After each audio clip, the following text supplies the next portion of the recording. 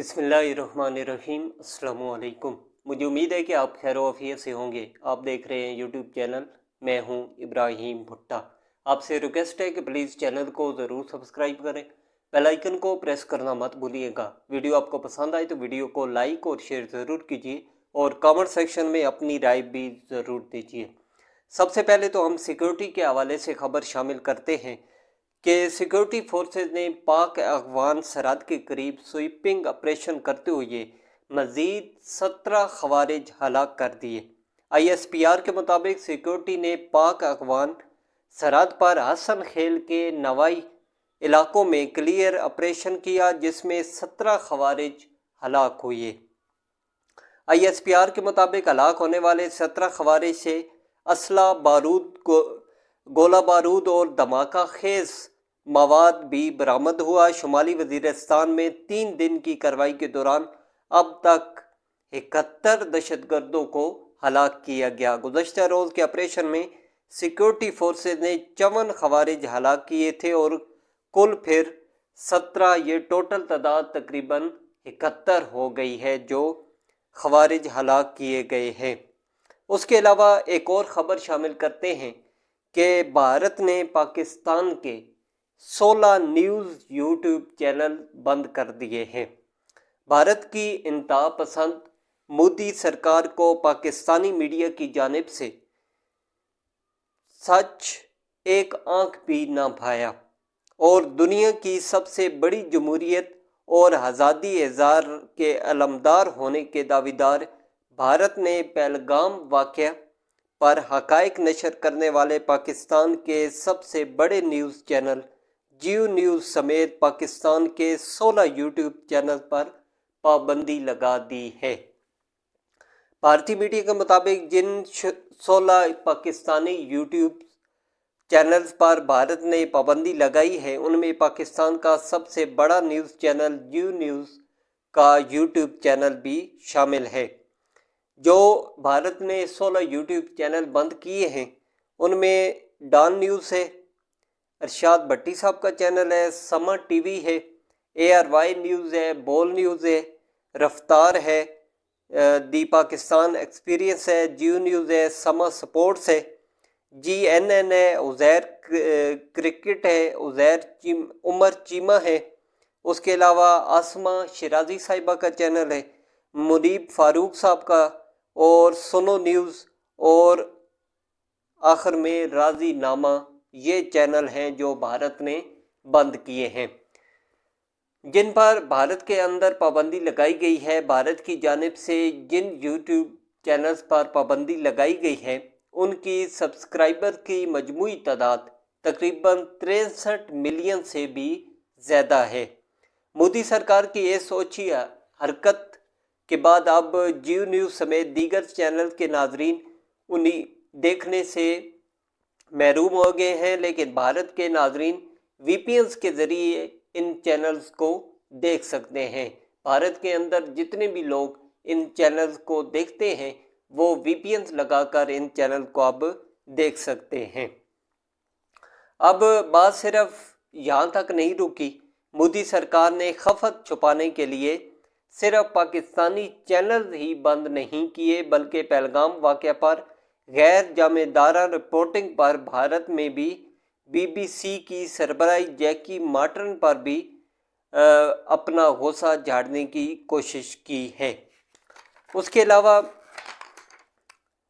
एक और ख़बर शामिल करते हैं कि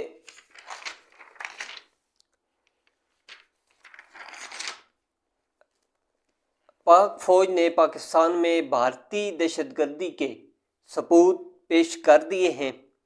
इस्लामाबाद में DG ISPR major general Ahmed Sharif Chaudhry साहब ने प्रेस कॉन्फ्रेंस की है।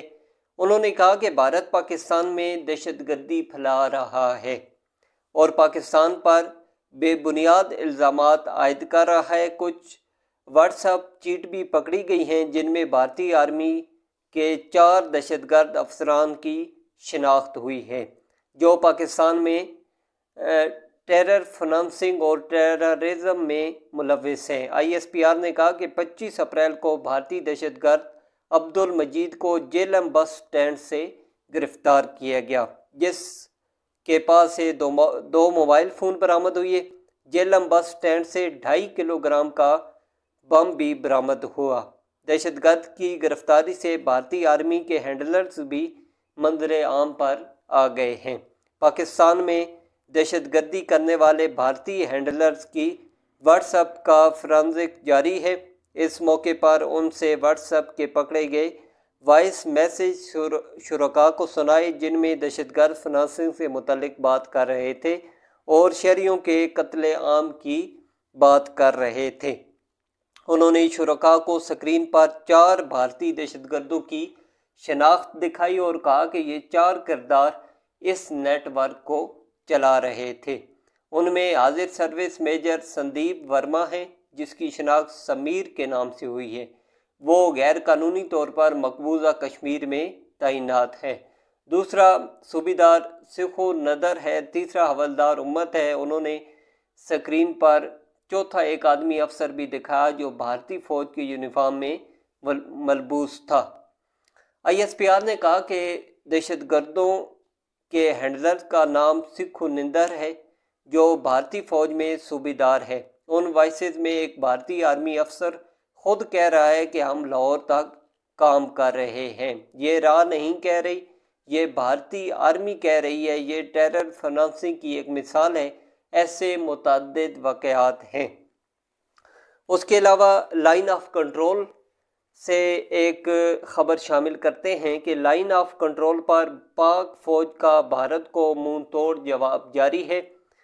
پاکستانی فوج نے ایک اور بھارتی کوائڈ کاپٹر مار گرایا۔ فوج نے لائن آف کنٹرول پر ایک ہی روز میں بھارتی فوج کے 2 کوائڈ کاپٹر مار گرا دیے ہیں۔ سیکورٹی ذرائع کے مطابق پاک فوج نے لائن آف کنٹرول کے ستوال سیکٹر پر بھارتی فوج کا ایک اور کوائڈ کاپٹر گرایا ہے۔ بھارتی فوج کا کوائڈ کاپٹر پاکستانی علاقے میں جاسوسی کر رہا تھا۔ مار گرایا جانے والا کوائڈ کاپٹر فٹن 4 ہے۔ پاک فوج کی جانب سے اس سے پہلے ایک اور کوائڈ کاپٹر گرایا جا چکا ہے۔ سیکورٹی ذرائع نے کہا کہ بھمبر کے علاقے مناور سیکٹر میں دشمن نے کوائڈ کاپٹر کے ذریعے جاسوسی کرنے کی کوشش کی اور پاک فوج نے بروقت کارروائی کر کے دشمن کی اس مذموم کوشش کو ناکام بنا دیا۔ سیکورٹی ذرائع نے کہا کہ یہ واقعہ پاک فوج کی مستعدی پیشہ ورانہ مہارت اور دفاعی تیاری کا منہ بولتا ثبوت ہے۔ پاک فوج دشمن کی کسی بھی جارحیت کا فوری اور مؤثر جواب دینے کے لیے ہر دم تیار ہے۔ پوری قوم افواج پاکستان کے ساتھ مل کر دشمن کو ہر محاذ پر منہ توڑ جواب دے گی۔ تو اگلی ویڈیو میں آپ سے دوبارہ ملاقات ہوگی۔ اللہ حافظ۔